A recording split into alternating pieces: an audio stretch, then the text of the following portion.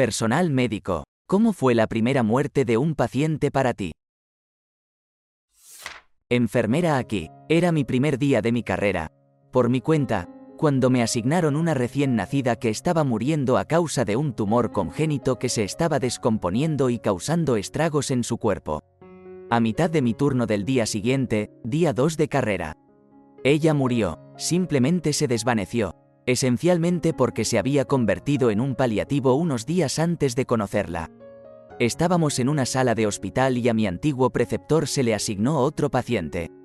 Fue agradable tenerla cerca, mientras realizaba la atención post-mortem de su paciente. Me guió por los pasos de la atención post-mortem del mío. Luego los abrigamos y los llevamos a la morgue, porque yo no había estado antes. Ella me esperó para que pudiéramos bajar juntos y ella me mostraría el camino. Al final del día pensé, espero que no sea así como suele ser. Buenas noticias, no lo es. Varón de 45 años. Acude con encefalopatía hepática secundaria a cirrosis, complicada con insuficiencia renal. No tenía familia con él, ya que lo encontraron divagando y discutiendo consigo mismo debajo de un puente. Siguió hablando solo con una mirada vidriosa en su rostro mientras los residentes de IM intentaban estabilizarlo. También estaba severamente hipotenso y les resultó difícil conseguir un acceso intravenoso. Arrancó el último del primer hospital que visitó. Yo era solo un estudiante en ese momento, así que solo estaba a cargo de tomar las historias clínicas de los pacientes. Pero como el paciente era incoherente, no tenía nada que hacer más que observar. De repente, sus ojos se aclararon, no se estaba concentrando en nada antes. Y nos agarró la mano a mí y a mi compañero de rotación. Por favor, quédate conmigo, dijo mientras nos sujetaba las muñecas. Mi pareja y yo expresamos nuestro acuerdo verbalmente, nos dijeron que lo vigiláramos de todos modos en caso de que intentara huir, y nos quedamos con él. Después de 20 minutos, suspiró, cerró los ojos y convulsionó con acento agudo durante aproximadamente medio minuto. El equipo de emergencia se hizo cargo, pero fue declarado muerto a los 10 minutos. Mi pareja y yo tuvimos que salir a llorar ese día, porque era la primera vez que alguien moría justo frente a nosotros mientras nos sostenía. Luego tuvimos que recomponernos y volver a entrar porque ya estaban trayendo al siguiente paciente. Estaba haciendo mi primera colocación de enfermería en una sala respiratoria. Ella era una hermana de barrio jubilada y era la paciente, difícil, crítico y grosero. Fue principalmente ansiedad por su condición. Nunca se hizo nada bien.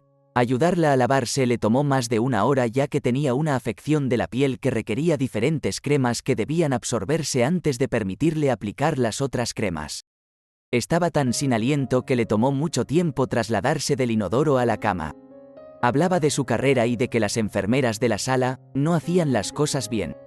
Yo era nueva en el trabajo de cuidados y estudiante de enfermería de primer año. Así que me dejaron con ella para lavarme y básicamente para tomarme mi tiempo con ella. Ya que era una sala de cuidados intensivos increíblemente ocupada. Desafortunadamente, se deterioró con el paso de las semanas debido al cáncer de pulmón terminal recién diagnosticado. Una mañana llegué a hacer el turno y ella estaba prácticamente inconsciente. Le di un poco de cuidado bucal y bálsamo labial y ella me apretó la mano cuando le dije quién era. Ella falleció más tarde en el turno. Fue mi primera lección de paciencia. Así que hice una promesa. No importa cuán difícil o grosera sea la persona, puedo ser amable porque podría ser lo último que experimenté. Soy enfermera de la unidad de cuidados intensivos neonatales. El bebé nació a las 23 semanas. La madre tenía una infección en la placenta, por lo que el bebé básicamente nació con una infección y no hay sistema inmunológico cuando es tan prematuro. Luchó muy duro durante 25 días. La animamos en cada paso del camino. Cuando nació, sus párpados todavía estaban cerrados. Pero recuerdo el día en que sus pequeños ojos finalmente se abrieron y nos miró a todos con los ojos más hermosos. Su mamá lloró lágrimas de alegría y estaba muy emocionada. La infección empeoró y su pequeño cuerpo no pudo soportar la respuesta inflamatoria. Su madre la abrazó mientras respiraba por última vez.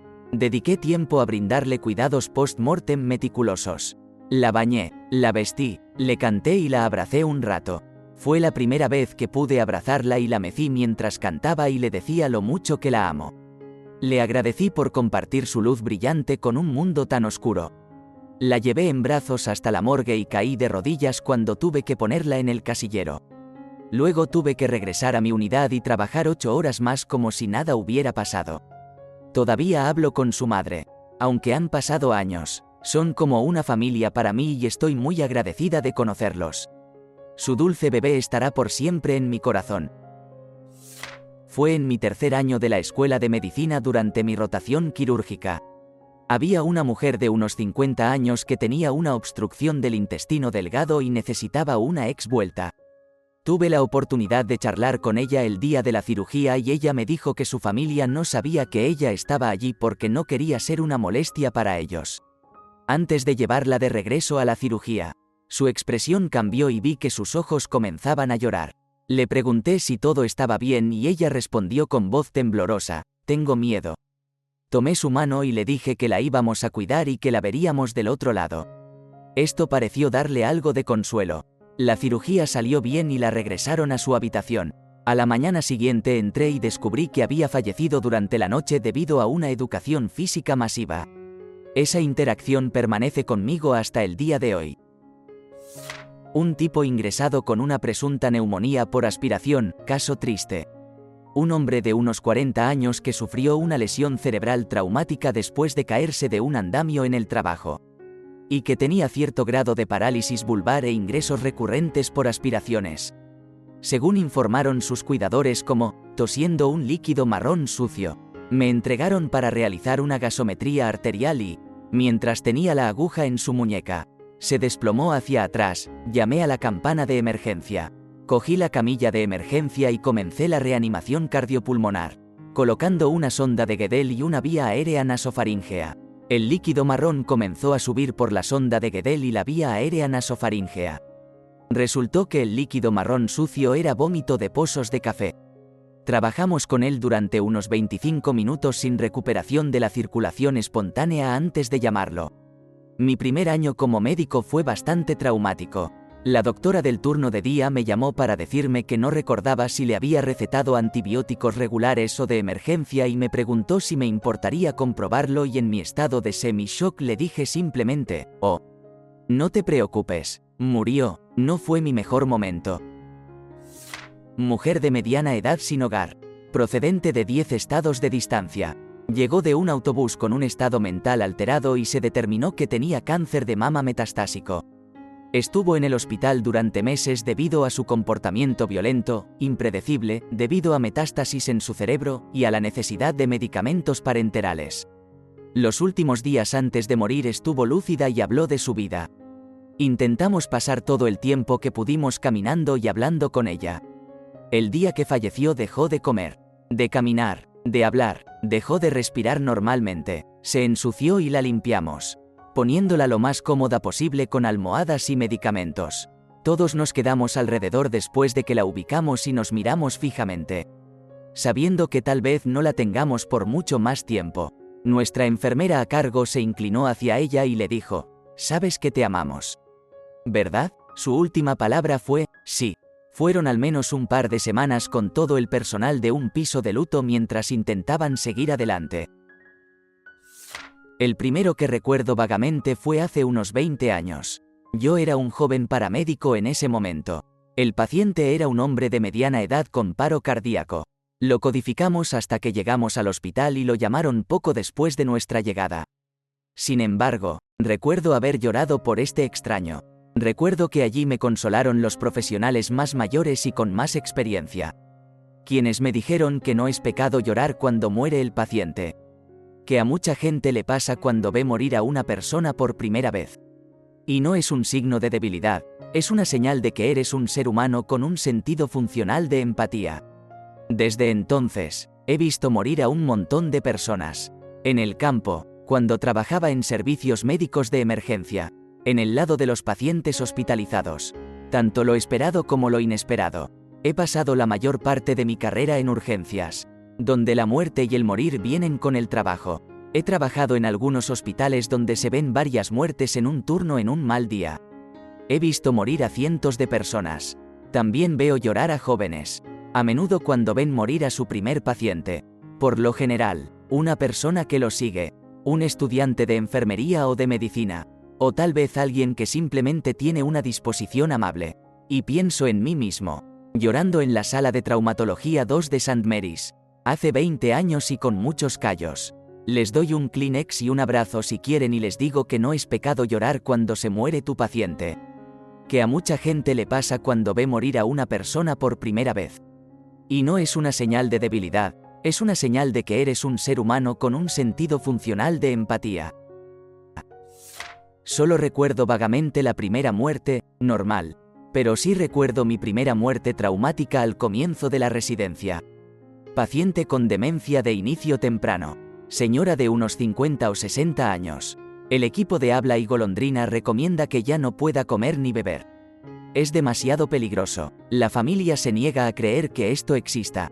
Quiere el código completo y quiere que la paciente intente comer porque va a mejorar en unas pocas semanas y usted está tratando de dejar que empeore y muera. La familia decide alimentarla durante la visita. Posteriormente aspira y codifica por hipoxia. Obtenemos ROSC. Sin reflejos. La resonancia magnética cerebral, EEG, es simplemente horrible. La familia siente que ella va a mejorar, y somos malos en nuestro trabajo tratando de matar a mamá. El paciente acudió a un centro de atención con una traqueostomía conectada a un ventilador. Cuento tan viejo como el tiempo. Piense en sus cuidados al final de la vida y hable con sus seres queridos y con su médico de atención primaria al respecto. Primer día como residente del Med respondiendo a una mujer de 30 años que perdió el conocimiento. Los antecedentes son que acaba de tener su primer bebé hace unas 48 horas después de una cesárea.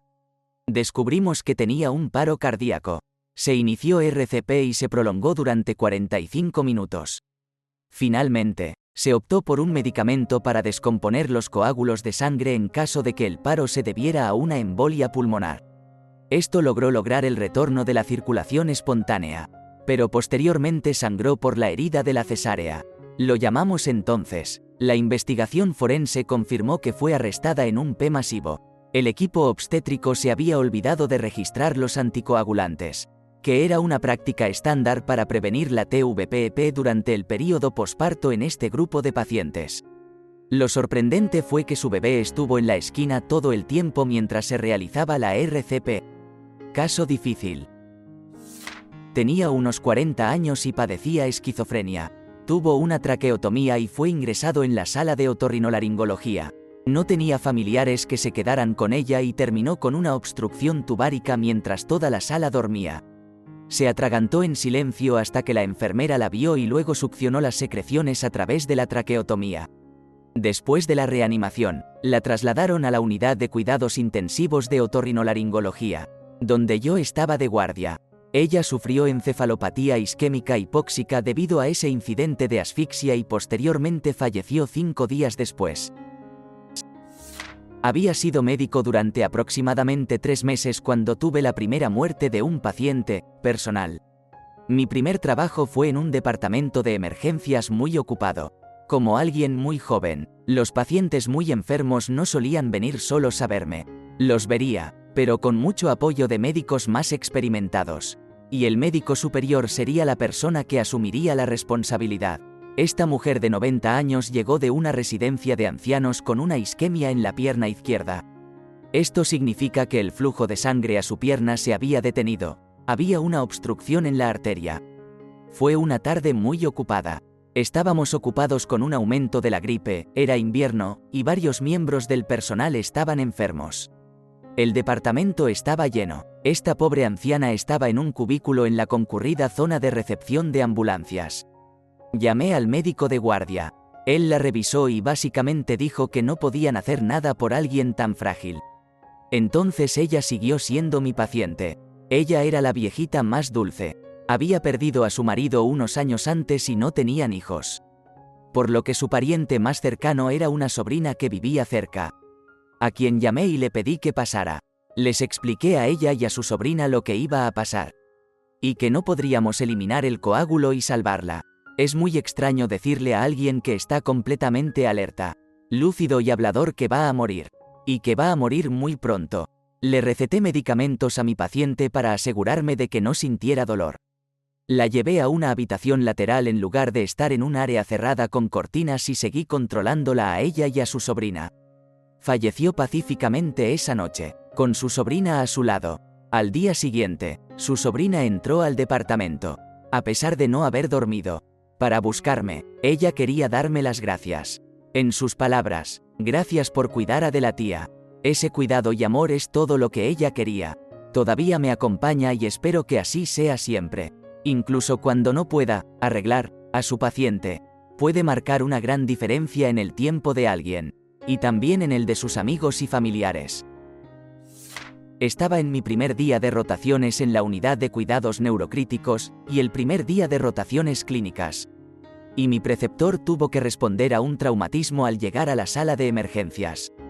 El paciente había llegado con varias puñaladas profundas. En paro traumático, el cirujano realizó una toracotomía completa, masaje cardíaco, epinefrina intracardíaca y algunas cosas más para tratar de salvar la vida de esta persona. Mucha sangre por todas partes. Obviamente el paciente no sobrevivió. Como estábamos en el centro médico académico, los residentes y yo aprendimos sobre anatomía y fisiología intratorácica utilizando el cuerpo del paciente. 5 años después, todavía tengo una imagen clara de todo el acontecimiento en mi cabeza. Y ahora trabajo en urgencias. ¿Te gustó el video? Regálanos un me gusta, deja tu comentario y suscríbete para que así no te pierdas de los nuevos videos que subimos todos los días.